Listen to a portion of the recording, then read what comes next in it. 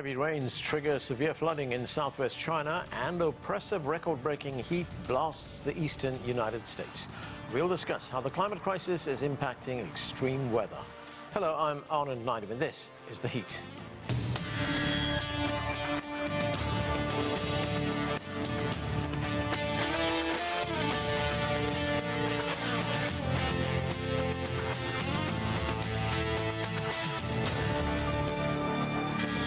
It's only June, but already 2025 is one for the record books for extreme heat in the United States.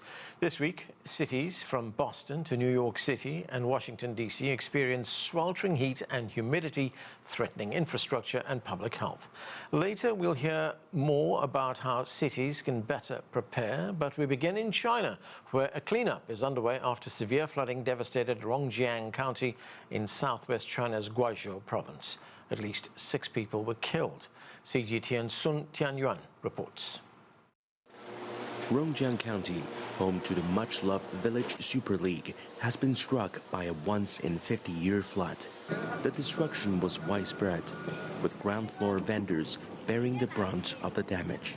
At least 100,000 yuan in losses. All our electrical appliances are useless now, and all the ingredients we bought have been ruined. The county's iconic green sports field has turned into a muddy swamp. Under intense sunlight and high temperatures, sanitation work faces additional challenges. The mud contains a lot of bacteria. With animal carcasses soaking in water for days and temperatures rising, the stench and health hazards increase significantly. Emergency crews are racing to remove debris and disinfect public areas to lower the risk of disease outbreaks. Many such teams have come to support Rongjiang in its disaster relief and recovery efforts, united by a common purpose. Since the flood on June 24th, with support from all sides, we've cleared over 190,000 square meters of mud and disinfected more than 27,000 square meters. With mud on their faces and hands, residents of Rongjiang are rebuilding their community step by step, hoping one day their life will return to normal. Sun Tianyuan, CGTN, Rongjiang County, Guizhou Province. For more, let's bring in our panel. Joining us from Delaware is Saleem Ali. He's a blue and gold distinguished professor of energy and the environment at the University of Delaware. And from Toronto, Yingzhi Tang is a former deputy director of the Green BRI Center with the International Institute of Green Finance. Thanks to both of you for being with us. Sarah, welcome to the show. Great to have you with us. Let's look at the flooding in China. As we just reported, heavy rain triggered flooding in southwest China this week. It's been described as a once-in-50 years flood. So how would you assess the impact that climate change is having on these extreme weather events? Make that connection for us. Yeah, for sure. Thanks for having me, first of all.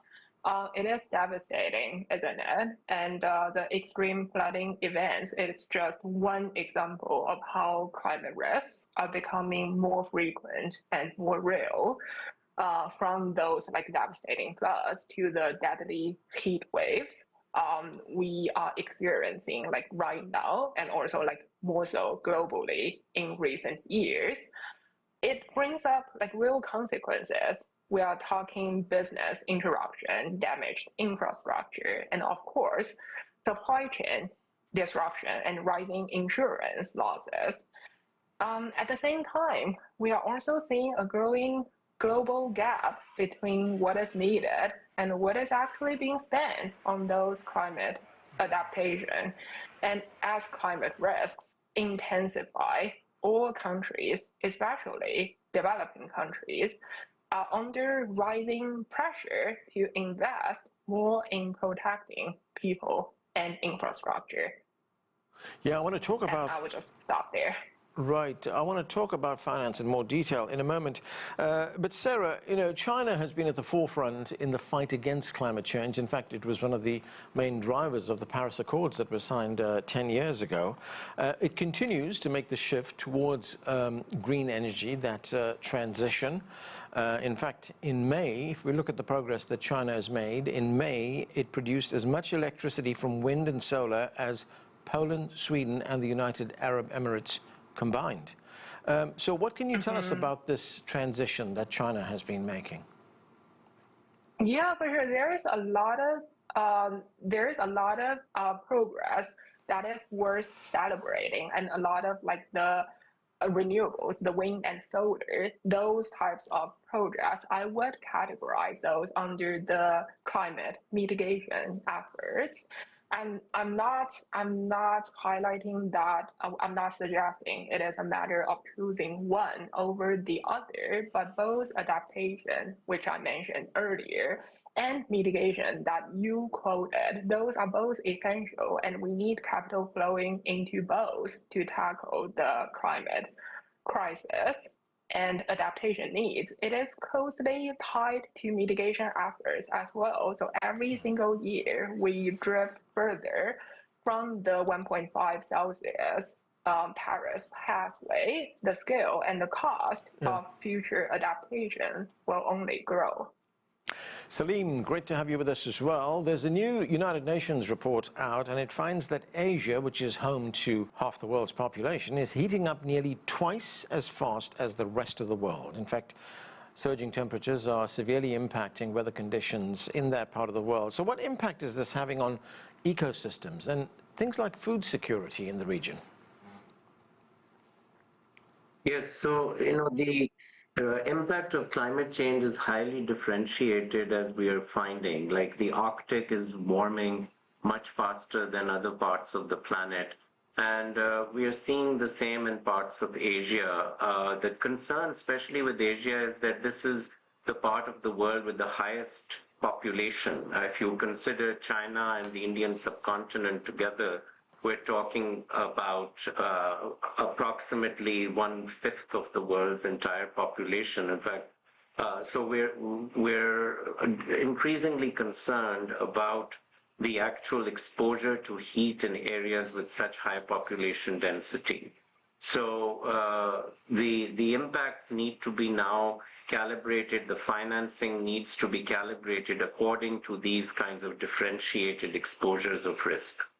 Now, you also have extreme weather, which is responsible for the displacement of millions of people. I mean, not just in Asia, but around the world. But if we look at Asia specifically, what can you tell us about what's become known as climate migration? Yes, so we're seeing that in a lot of areas, people are migrating for economic reasons. Most of the migration in Asia, the rural-urban migration, is for economic reasons. But cities are not able to often keep up with the infrastructure needed, particularly in South Asia. And so now there is also some reverse migration, or people are having to separate their families. So you've got the men often working in the cities and the spouses and the children living in rural areas. And that creates its own challenges in terms of making sure that we have enough infrastructure to support cooling and so on in some of these rural areas. Now, architecture can solve some of those problems if we had smarter design, people living in more traditional kind of architecture, which has heat adaptation features, rather than living in brick, concrete type of dwellings. So that is also now becoming much more part of the solution in dealing with these issues. There's also migration which is linked to food security, because if you're a farmer, you're living on subsistence lifestyles, and you've got long periods of drought, then people are migrating. That is more common in sub-Saharan Africa, where we have large level of subsistence farming and a lot of internal migration due to drought. Okay, Sarah, let's talk about climate finance. It's one of your areas of expertise. Let's talk about the carbon market. This is a market where countries get credits for lowering their emissions. It will be one of the key topics at the COP30 conference, which is going to be held in Brazil in November of this year, later this year. What are the main carbon market issues that will be addressed by this conference in Brazil? Mm-hmm. Yeah, well, there are a lot of there are a lot of latest developments, but there are also barriers and challenges ahead of us. So first of all, restoring trust in the carbon market, it is crucial. For example, we need to strengthen those safeguards, robust monitoring, reporting, verification with what we call MRV systems, avoiding double counting and ensuring permanence and adopting science-based methodologies. Those are all key areas that we need to work on at this COP and going forward. We also need to accelerate the implementation of Paris Agreement Article 6, which is an international framework that allows countries to cooperate through carbon markets to meet their climate targets more efficiently and more cost effectively. It is worth highlighting, though, that we should not over-rely on carbon credits to meet emissions targets. Credits, they must supplement, not replace, the domestic decarbonization, and many credits on the voluntary carbon markets, they have been criticized for being low quality, non-additional, or lacking proper verification, which I mentioned earlier. And these are the risks that we hope to be addressed and be talked about during this COP. Saleem, the United Nations has just concluded talks in Bonn in Germany. These were technical talks, preparatory talks ahead of the COP30 conference, which, as I mentioned, is going to be taking place in Brazil later this year. What are your expectations from COP30? The key feature in terms of the change in how we're going to approach climate change at COP30 is a shift towards adaptation more so than mitigation. Because there is a realization that we have crossed certain tipping points, more climate financing is going to go towards adaptation. This has already started from the last two COPs. There has been movement. There have been funds created further for adaptation responses. The other area I see as significant is going to be also looking at technologies to try and sequester carbon. What role are they going to play in the future, whether it's carbon capture and storage technologies or geoengineering technologies? They are now becoming also increasingly discussed in the international community. So those are going to be two important areas to follow at COP30. Sarah, China has been deeply involved in infrastructure development across the globe in developing countries. You have talked about climate resilient infrastructure. What is that? Yeah, for sure. And I guess it is helpful to bring it back to the topic of China's Belt and Road Initiative, which is a global infrastructure and investment strategy aimed at promoting collaboration and supporting development across Asia, Africa, and beyond. So China is starting to take physical climate risks into account in its Belt and Road investments, which include what you mentioned, more climate resilient infrastructure in partnering countries. And some of those projects, they have started integrating, for example, flood control systems, early warning technologies, and resilient roads and ports. And these are often co-financed by multilateral development banks or under some public-private partnerships. Although most projects to date are not explicitly framed as adaptation focused, but it is an important area. where we hope to see more engagement, more leadership, and momentum from China going forward. Okay, and that is where we have to leave it. Thanks to both of you for being with us. Thank you.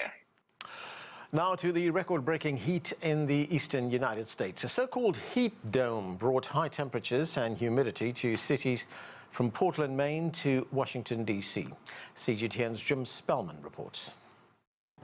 Summer has just begun, but already tens of millions in the U.S. are sweltering under record high temperatures. It's raging hot. I woke up this morning on personal trainer, so just getting on the train and coming into the city, humidity was ridiculous. Meteorologists say a system known as a heat dome has been parked over much of the eastern United States. We know that hot air likes to rise. So in general, hot air is rising, but it reaches this dome of high pressure that is forcing it downward, causing it to compress and further heat. So it's kind of this continual cycle where the air is rising and sinking, and as it sinks, it heats more and more.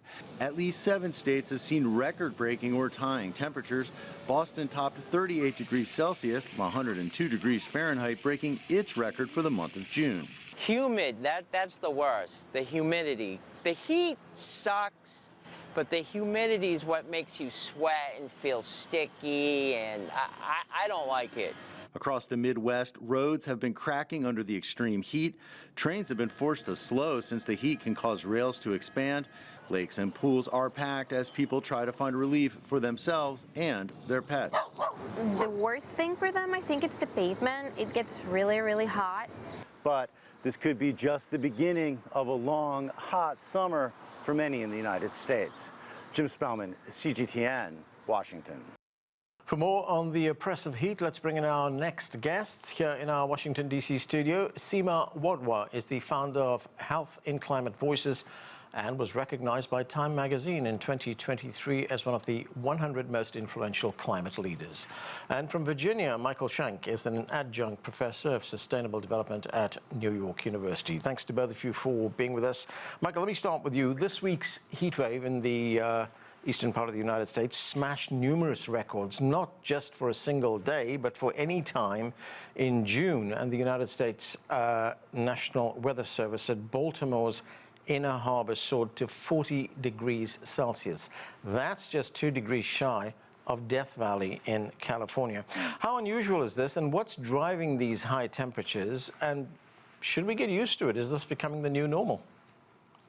Well, as you note, this is becoming the new normal, unfortunately. So every year we're breaking new records in terms of heat records, and every year summer is getting longer. So this is record breaking, as you note, for June to experience these levels of heat. And it brings with it a whole bunch of problems because people die from heat. Heat is a real killer. 500,000 people globally are dying from heat. So that's a problem. And it's killing more than hurricanes, floods, and tornadoes combined. So heat is the big killer that we will see year on year. Now, there are many ways we can reduce that problem and reduce emissions, which are causing this global warming that we're seeing year on year.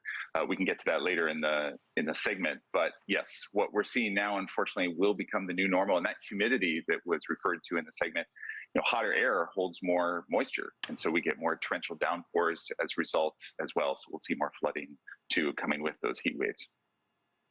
Seema, great to have you with us. Welcome to the show. If we look at some of the cases, how people have been affected by heat around the country, we look at New Jersey, for instance. There were more than 100 people who became ill during outdoor graduation ceremonies over the past few weeks. It's, of course, graduation season right now in the United States. New York City's health department says it logged more than 112 visits to hospital emergency rooms for heat-related illnesses. Are we going to see a lot more of this as temperatures rise?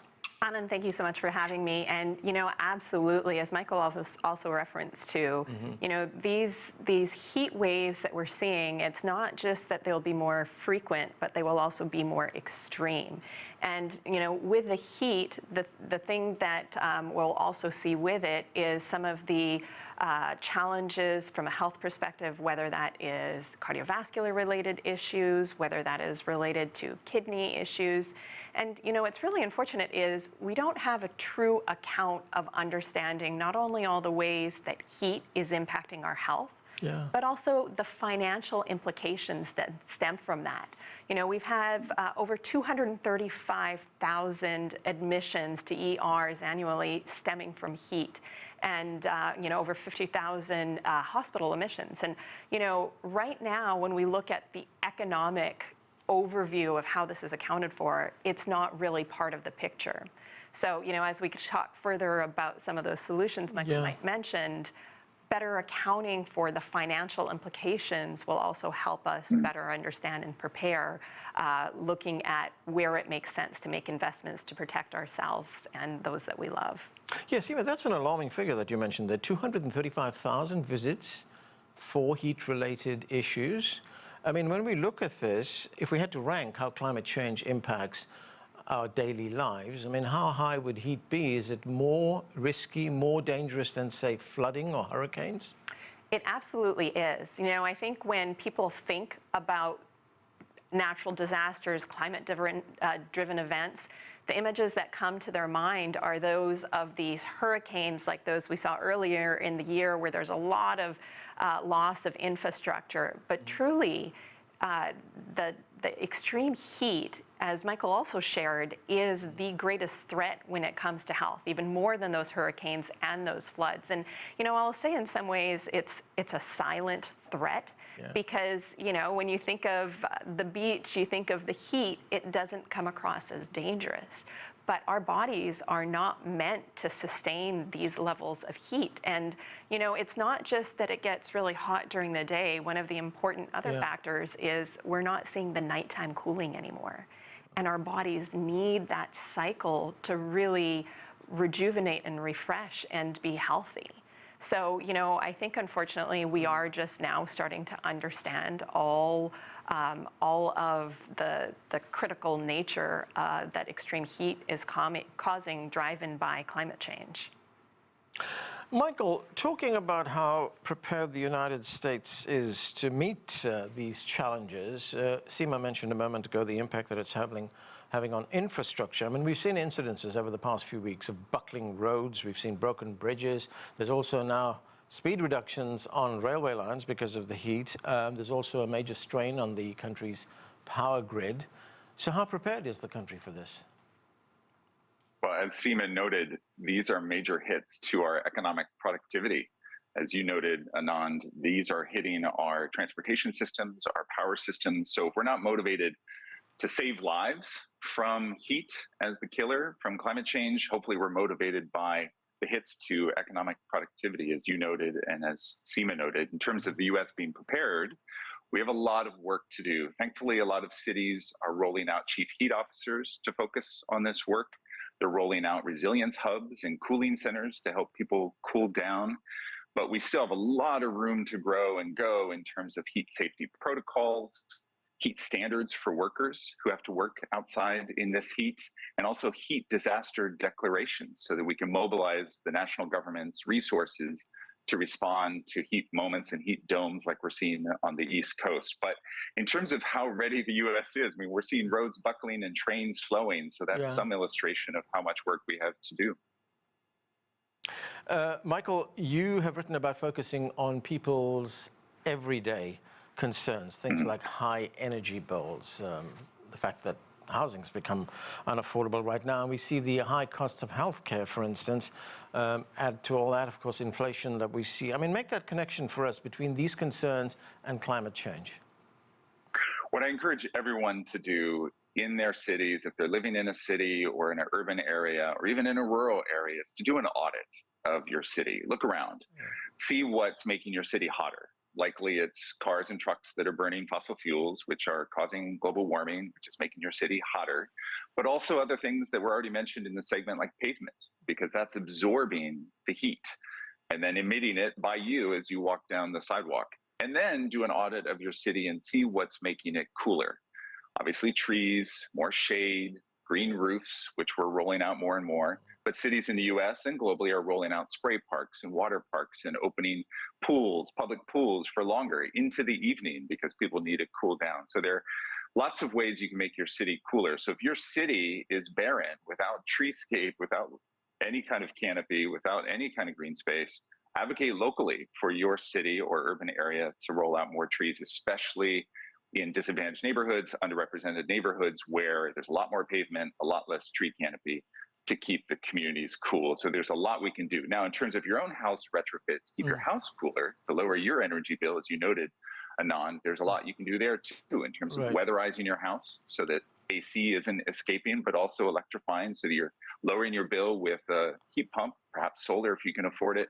So there's a lot we can do at the city level, at the household level to cool our communities. Seema, what about the impact that these extreme conditions have on specific groups, like people who suffer from asthma, for instance, or people who have allergies? I mean, how does air quality affect them? What happens to air quality when we have rising temperatures? You know, that's a great question. There is absolutely, a direct link between heat and air quality. And, as it relates to those populations you've mentioned, unfortunately, climate change really does hit the vulnerable more severely than others. One fact I'd love to share is that for pregnant women, those that are exposed to extreme heat in their last trimester, those children, it's not just that mother or that child is impacted at that moment. Those children are born with lower birth weights, and they're born preterm more often. So, when we look at our populations that are most vulnerable, are elderly, right? Oftentimes, elderly people are living alone. They're, they sometimes have more economic challenges. They can't run their AC. It really puts an unequivocal risk and burden on those populations especially. So let's talk about some of the remedies. I mean, what would you like to see being done to build safer environments to start with, and perhaps then healthier communities? Great question. Well, the first thing I would actually suggest we focus on is really identifying and helping people understand that climate change is a health issue. Oftentimes, when people think about climate change, the first visual that comes to their minds are polar bears and ice caps, right? But if we start to shift the dialogue and help people understand when we're talking about climate change, we are talking about asthma, we are talking about extreme heat, we are talking about cardiovascular disease. I think that first level of mindset shift is what needs to change to drive people's action. And, I think the second layer to that is putting the economic value to the challenges we're seeing. If we can put a dollar amount on this that people can really understand, it will drive some of the last piece, the infrastructure changes, whether that is, investing in more cooling stations, better preparing for yourself, many of the ways that Michael talked about, or broad infrastructure such as, more green roofs, more cooling surfaces. But I think before we get, we can get those large systematic changes, it's time to shift our mindset. And there is a political challenge in the United States as well. Hey. I think the greatest way to overcome that is for people to understand this is not something beyond them. It's not something in the future. It's here, it's now, and it's happening to you and to your families. Okay, Michael, I've got a little bit of time left, about a minute. I want to talk about COP30. That takes place in Brazil later this year, in November. What are your expectations?